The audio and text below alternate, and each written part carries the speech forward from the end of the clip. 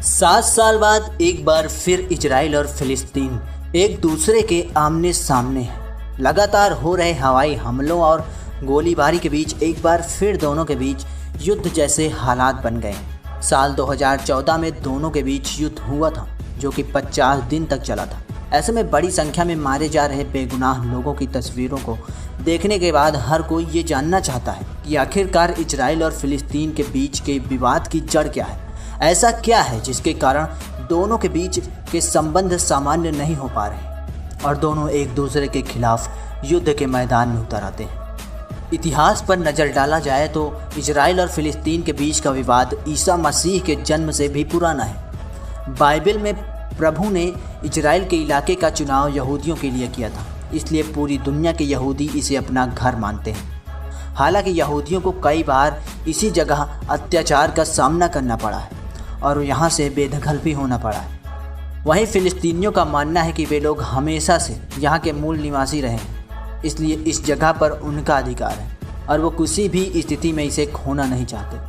72 ईसा पूर्व में रोमन साम्राज्य ने इस इलाके पर हमला करके उस पर कब्जा कर लिया था। इसके बाद सारे यहूदी दुनिया भर में इधर उधर जाकर बस गए। इस घटना को एक्सोडस कहा जाता है।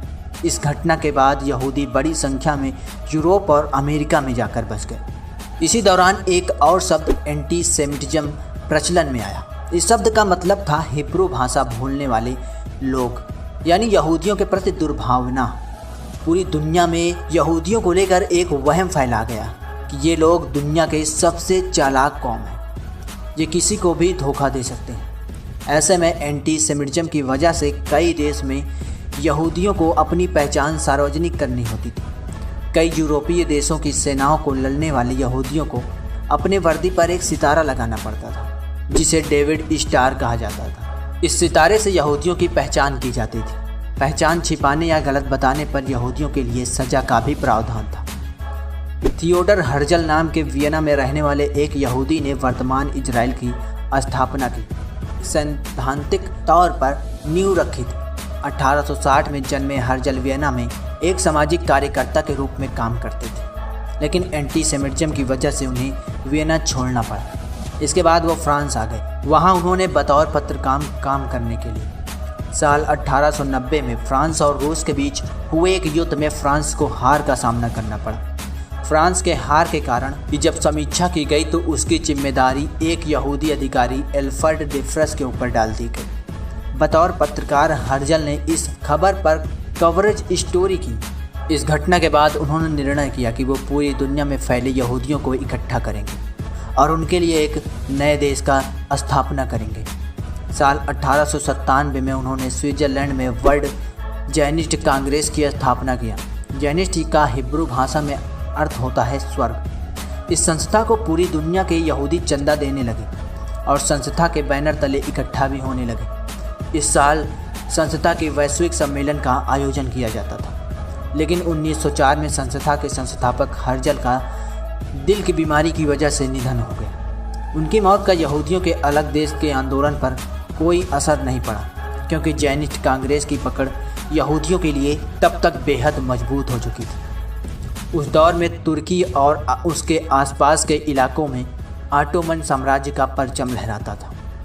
लेकिन 1914 में प्रथम विश्व युद्ध की शुरुआत हुई और विश्व युद्ध के दौरान यहूदियों और ब्रिटेन के बीच वालफोर्ड समझौता हुआ। दोनों के बीच हुए इस समझौते के मुताबिक यदि युद्ध में ब्रिटेन ऑटोमन साम्राज्य को हरा देता है तो फिलिस्तीन के इलाके में यहूदी के लिए एक स्वतंत्र देश की स्थापना की जाएगी। इस समझौते के बाद जैनिस्ट कांग्रेस को लगा कि अगर युद्ध के बाद ब्रिटेन अपना वादा पूरा करता है तो नए देश की स्थापना के लिए उस इलाके में बड़ी आबादी की मौजूदगी जरूरी है।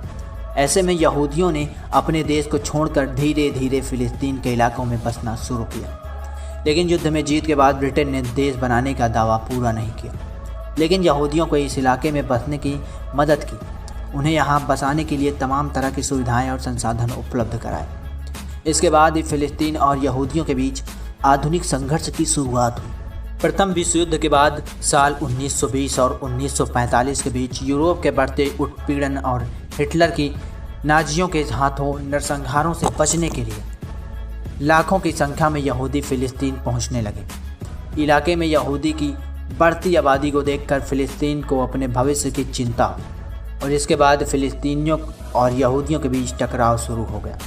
1933 में जर्मनी का सत्ता पर काबिज होने के बाद हिटलर ने यहूदियों का पूरी दुनिया से खात्मा करने की एक योजना पर अमल किया। 1939 में द्वितीय विश्व युद्ध के आगाज के बाद हिटलर ने बड़े पैमाने पर यहूदियों को मौत के घाट उतारा।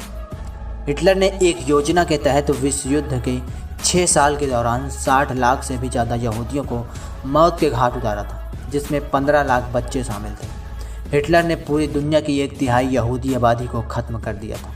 दूसरे विश्व युद्ध के बाद फिलिस्तीन पर शासन कर रहे ब्रिटेन के लिए दोनों गुटों के बीच संघर्ष को संभाल पाना मुश्किल हो गया। ऐसे में वह इस मामले को नवगठित राष्ट्र संघ के पास ले गया। संयुक्त राष्ट्र ने 19 नवंबर 1947 को द्विराष्ट्रीय सिद्धांत के तहत अपना फैसला सुनाया और इस इलाकों को यहूदी और अरब देशों में बांट दिया। यरूशलेम को अंतर्राष्ट्रीय शहर घोषित किया गया। यहूदियों ने इस फैसले को तुरंत मान्यता दे दी और अरब देशों ने इसे स्वीकार नहीं किया। इसके बाद 1948 में अंग्रेज इस इलाके को छोड़कर चले गए और 14 मई 1948 को यहूदियों का देश इजराइल वजूद में आया। इजराइल के खुद के राष्ट्र घोषित करते हुए सीरिया, लीबिया और इराक ने इन पर हमला बोल दिया। इसी के साथ ही अरब इजराइल युद्ध की शुरुआत हुई। सऊदी अरब ने अपनी सेना युद्ध में भेजी और मिस्र की सहायता से इजराइल पर हमला किया। यमन भी युद्ध में शामिल हुआ। 1 साल तक लड़ाई के चलने के बाद युद्ध विराम की घोषणा हुई। जॉर्डन और इजराइल के बीच सीमा का निर्धारण हुआ, जिसे ग्रीन लाइन नाम दिया गया। इस युद्ध के दौरान तकरीबन 70,000 फिलिस्तीनी विस्थापित हुए।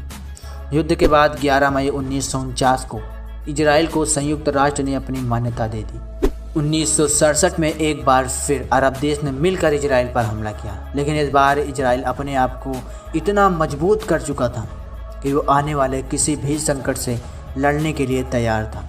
और हुआ भी ऐसा। इसने महज 6 दिन में ही उन्हें हरा दिया और उनके कब्जे वाले वेस्ट बैंक, गाजा और पूर्वी यरूशलेम पर कब्जा कर लिया। तब से लेकर अब तक इजराइल का इन इलाकों पर कब्जा है, यहाँ तक कि यरूशलेम को भी वो अपनी राजधानी बताता है। हालांकि गाजा के कुछ हिस्से को उसने फ़लस्तीनियों को वापस लौटा दिया है। वर्तमान में ज़्यादातर फ़लस्तीनी गाजा पट्टी और वेस्ट बैंक में रहते हैं। उनके और इजरायली सैन्य बलों के बीच